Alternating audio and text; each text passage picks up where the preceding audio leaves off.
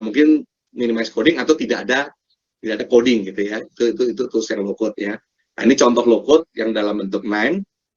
Ya, bagaimana kita memproses satu data pipeline ya, apapun gitu ya data pipeline-nya, ini kita bisa proses gitu ya. Bentuknya adalah sebagai node-node, jadi kumpulan dari node itu disebut sebagai workflow. Nah, kegunaannya apa?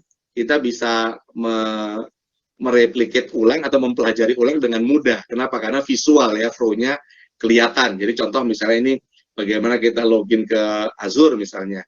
Ya, ada Microsoft Authentication-nya, kemudian kita punya konektor ke SharePoint-nya, kemudian datanya karena disimpan di sana adalah bentuknya Parquet misalnya, Parquet supaya data size-nya kecil, maka kita punya Parquet Reader, kemudian kita gabung joiner dengan data kita yang di Excel misalnya, kemudian kita summarize ya, atau kita group by, kemudian resultnya kita sampaikan kalau di Excel, dan juga sebagai output ya, dalam bentuk scatter contohnya. Nah, ini adalah contoh dari data pipeline gitu ya. Nah, tools yang akan kita pelajari sekarang adalah KNIME gitu ya. Boleh nggak tools yang lain? Boleh aja. Cuman karena KNIME ini free ya, dan one of the best saat ini yang free gitu ya. Jadi oke, kita gunakan KNIME gitu ya.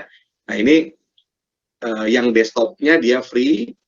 Nah, cuman nanti kalau mau yang seperti tadi contoh yang data apps itu memang dia harus yang berbayarnya gitu ya. Tapi mungkin apa kita harus selalu pakai itu? Nggak juga. Karena yang free pun juga bisa kita schedulekan ya dengan script gitu ya. Oke, jadi mungkin singkat aja. Jadi KNIME itu sebetulnya dia platform ya untuk data analysis, manipulation, visualization ya, machine learning dan AI, atau orang mengatakan sebenarnya adalah end-to-end low code data science ya, dia seperti itu.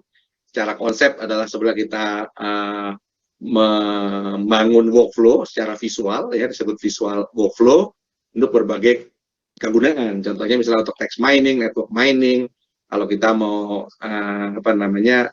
ini adalah chemical informatics misalnya ya ngomongnya adalah informatics nih, chemical informatics ya. Kemudian mungkin image mining ya kan, kemudian integration ke tools-tools lain ya. Jadi KNIME ini dia bisa integration ke tools lain, misalnya ke A2O ya, kemudian bisa juga disambungkan juga dengan programming script ya, R Python dan sebagainya gitu ya. Nanti kita akan belajar di situ ya. Nah, secara umum KNIME itu dia ada yang namanya nodes. Nodes itu nanti tinggal drag and drop ya, nodes itu kemudian kalau disusun-susun, disambung-sambung disebut sebagai workflow. Nah, workflow ini bisa dibungkus sebagai meta node dan bisa dibungkus sebagai komponen untuk mempermudah supaya tidak kelihatan terlalu, kalau meta node itu supaya tidak kelihatan terlalu kompleks. Nah, sebenarnya kalau komponen itu supaya bisa diberikan kepada orang lain ya. Jadi contohnya misalnya saya bisa buat suatu algoritma barunya saya bungkus sebagai komponennya bisa di-share kepada tim yang lain ya. Tapi workflow bisa di-share juga, bisa. Nanti kita coba akan lihat contohnya gitu ya. Nah, ini gambaran di KNIME. Jadi ini covering whole state of data science life cycle ya, mulai dari data akses ya, baik data-data yang sifatnya database ya, ataupun data-data sifatnya teks ya, Excel dan sebagainya ya, sifatnya big data dan sebagainya, ini bisa ditarik, kemudian ini adalah proses transformnya. Dari situ kita bisa analyze, misalnya menggunakan machine learning atau menggunakan yang lain. Kalau ini contohnya adalah machine learning-nya ada decision tree, kemudian ada text analytics ya dan sebagainya. Kemudian visualisasi atau kita membuat visualisasi, dan terakhir adalah di deploy ya kan. Jadi deploy itu dipakai oleh end user gitu ya, termasuk juga diekspor ke bentuk-bentuk data yang lain. Jadi end-to-end-nya kira-kira seperti ini ya. Oke.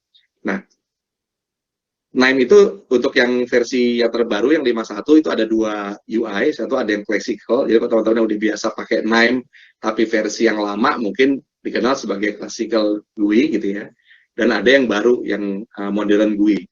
Bedanya apa? Yang modern GUI sudah ada AI-nya ya, jadi ada AI assistant-nya gitu ya, dipasang di modern GUI itu. Jadi nanti kalau teman-teman pertama kali masuk ke KNIME, yang modern GUI bentuk awalnya akan seperti ini. Ya, kemudian kalau kita mulai membuat workflow gitu ya, nah itu disebut sebagai meja kerja atau workbench gitu ya. Jadi kita tinggal drag and drop dari node-node yang ada, ya kemudian dari drag and drop tersebut ya kita susun gitu ya, itu namanya workbench. Jadi contohnya begini ya. Jadi contoh saya punya data dari CSV, kemudian saya partitioning, kemudian saya lakukan machine learning, hanya linear regression. Maka kalau kita proses gitu ya, maka ini menjadi suatu workflow. Dan karena dia ada AI-nya, setiap kali ditarik, sebetulnya dia memberi suggestion ya. Kira-kira note apa lagi yang berikutnya gitu ya. Tapi tidak harus selalu dituruti ya. Jadi bisa juga kita memang tidak mengikuti suggestion-nya dari sini. Cuman intinya proses pembuatan workflow adalah sebagai berikut gitu ya. Nah, nanti kalau workflow sudah jadi ya di NIME yang baru itu nanti resultnya setiap node-node ini kalau kita klik, contoh node ini diklik, ini resultnya akan keluar di bawah.